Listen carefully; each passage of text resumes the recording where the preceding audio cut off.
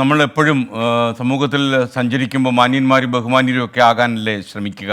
അപ്പോൾ എന്തൊക്കെയാണ് ഒരു ആളിനെ മാന്യനാക്കുന്നത്? സാധാരണഗതിയിൽ നമ്മളെ സോഷ്യലൈസ് ചെയ്യുന്ന ഒരു പ്രോസസ്സ് തീർച്ചയായിട്ടും ഉണ്ട്. സോഷ്യലൈസേഷൻ അത് നമ്മുടെ വീടിൻ്റെ സാഹചര്യം, നമ്മുടെ വിദ്യാഭ്യാസ സാഹചര്യം, നമ്മുടെ സുഹൃത്തുക്കൾ, നമ്മുടെ അധ്യാപകർ, നമ്മുടെ മാതാപിതാക്കൾ, ഇതെല്ലാം നമ്മളെ മാന്യന്മാരും ബഹുമാന്യരും ഒക്കെ ആക്കും. എന്നാൽ അതിനപ്പുറം മനഃശാസ്ത്രപരമായ എന്തെങ്കിലും വഴികൾ അതിനുണ്ടോ എന്ന് അന്വേഷിക്കുകയാണ് റിലാക്സ് പ്ലീസിലൂടെ ഡോക്ടർ എൽസി ഉമ്മൻ.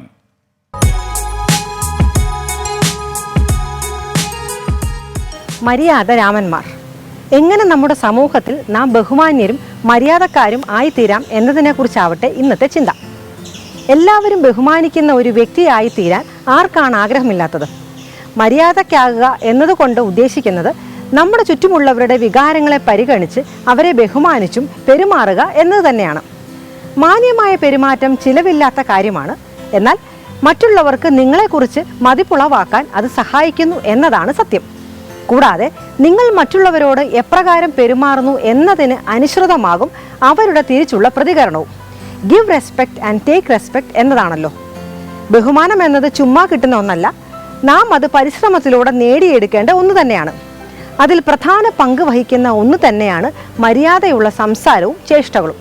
നാം ബഹുമാനിക്കപ്പെടുന്നത് 5 കാര്യങ്ങളിലാണ് എന്ന് തിരിച്ചറിയുക. 1. മനുഷ്യത്വം. മറ്റുള്ളവരോട് മനുഷ്യത്വമായി പെരുമാറുക എന്നത് മാന്യത നേടിത്തരുന്ന ഒന്ന് തന്നെയാണ്. ഏത് നിലയിലുള്ളവരാണെങ്കിലും, പ്രത്യേകിച്ച് അധികാര സ്ഥാനത്തിരിക്കുന്നവർക്ക് വേണ്ട ഒരു ഗുണമാണ് മനുഷ്യത്വം എന്നത്. ഒരു സാഹോദര്യത്തിൽ നിന്നും ഉടലെടുക്കുന്ന ഒന്നാണിത്. 2. പെരുമാറ്റം. ഇതിന് പ്രത്യേകിച്ച് ഡീറ്റെയിൽസ് ഒന്നും തന്നെ ആവശ്യമുണ്ടെന്ന് തോന്നുന്നില്ല. സന്ദർഭത്തിനനുസരിച്ച് പെരുമാറുക എന്നത് തന്നെയാണ് ഉദ്ദേശിക്കുന്നത്. 3. സാമർഥ്യം. സമർത്ഥനായ ഒരു വ്യക്തിയെ ആർക്കും നിഷേധിക്കാനാവില്ല. അവരുടെ കഴിവുകൾ തന്നെ മറ്റുള്ളവരുടെ ബഹുമാനം സൃഷ്ടിക്കാൻ ഉതകുന്നതാണ് എന്നതാണ് സത്യം. ബുദ്ധിയും ഒരു കാര്യമാണ്. പുരാണകാലം മുതൽക്കേ അംഗീകരിക്കപ്പെട്ട ഒന്നാണ് പാണ്ഡിത്യം എന്നത്. നിങ്ങളുടെ പാണ്ഡിത്യം നിങ്ങളെ ബഹുമാനം ഉള്ളവരാക്കും എന്നതിൽ മറുപക്ഷമില്ല. അടുത്തത് ശീലങ്ങളാണ്. നിങ്ങളുടെ കൃത്യനിഷ്ഠയും സത്യസന്ധതയും വിനയവും ആത്മാർത്ഥതയും പരിശ്രമഫലവും സർഗവാസനയും ധൈര്യവും എല്ലാം തന്നെ നിങ്ങൾക്ക് സമൂഹത്തിൽ മാന്യത നൽകാൻ സഹായിക്കുന്നു.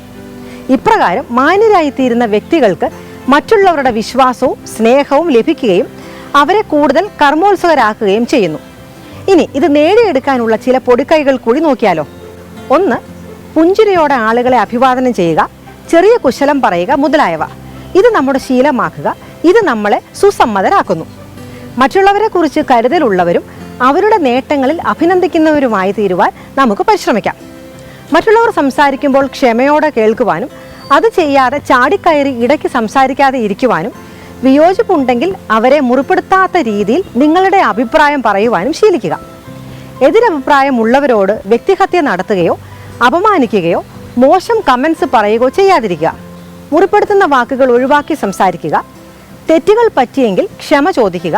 തെറ്റുതിരുത്താൻ മനസ്സ് കാണിക്കുക. നിങ്ങളുടെ പ്രവൃത്തികൾക്കും നിങ്ങളുടെ കീഴിലുള്ളവരുടെ പ്രവൃത്തികൾക്കും ഉത്തരവാദിത്തം ഏറ്റെടുക്കുവാനും മനസ്സ് കാണിക്കുക. നർമ്മം നല്ലതാണെങ്കിലും മറ്റുള്ളവരെ മുറിപ്പെടുത്തുന്ന തരം നർമ്മം പ്രയോഗിക്കാൻ പാടുള്ളതല്ല. പറയുന്നതിന് മുമ്പ് ചിന്തിക്കുക. ഒരു നിമിഷത്തെ ഇടവേള എടുത്ത ശേഷം നിങ്ങളുടെ ചിന്തകളെ അപഗ്രഥിച്ച ശേഷം മാത്രം പറഞ്ഞു തുടങ്ങുക. മാറ്റത്തിന് തയ്യാറാവുക. നമ്മുടെ നല്ല വശങ്ങളെ നാം തന്നെ പ്രോത്സാഹിപ്പിച്ച് തെറ്റുകളുണ്ടെങ്കിൽ നമ്മൾ തന്നെ തിരുത്തുവാൻ തയ്യാറാകുക. നാം നമ്മുടെ അധികാരം ദുർവിനിയോഗം ചെയ്യരുത്. അത് സംസാരത്തിലും പ്രവൃത്തിയിലും ശീലിക്കുക. എളിമയുള്ളവരായി തീരുക. അങ്ങനെ മാന്യതയുള്ള പെരുമാറ്റം വഴി നമ്മുടെ ബന്ധങ്ങൾ സുദൃഢമാക്കാൻ നമുക്ക് ശ്രമിക്കാം. ആത്മവിശ്വാസം വളർത്തിയെടുക്കാം. നയചാരുതയോടെ ആശയവിനിമയം ചെയ്യാം. അങ്ങനെ ബഹുമാനിതരായി തീരാം. നന്ദി.